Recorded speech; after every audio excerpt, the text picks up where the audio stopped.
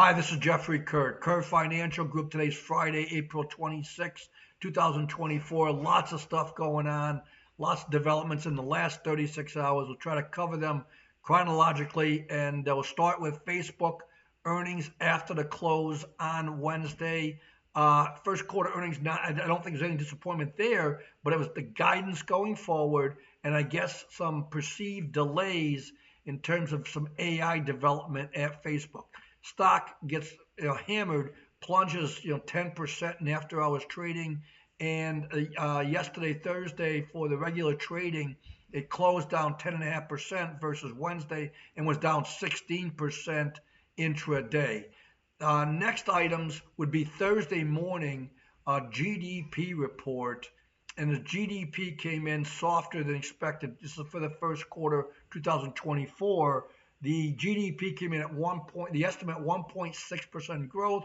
The forecast and expectations 2.4%. Within the GDP report, inflation calculation came in stronger, 3.7% versus 3.4 expected.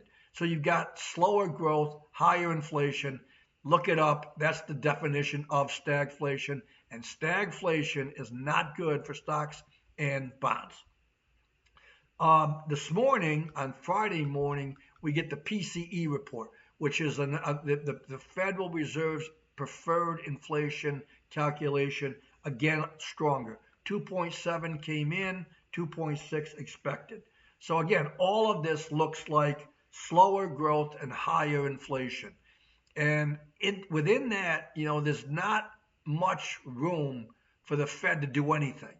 So the meeting next week, May 1, nothing's expected. I mean, there was all these rate cuts expected at the beginning of the year. There's like none right now, maybe one later in the year. We've got a May 1 meeting, June 12 meeting, July 31 meeting, and virtually no expectations of any cuts during those meetings. There's a September meeting and then the November meeting, like 2 days after the election.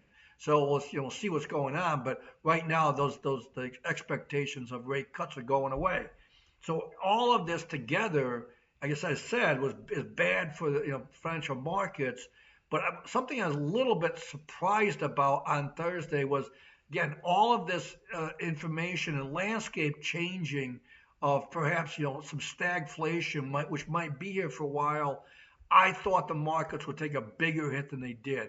Now they did out, at the open in the morning, but stabilized and kind of came back in the afternoon. I think that's interesting. Maybe just oversold from the selling that's happened here in April.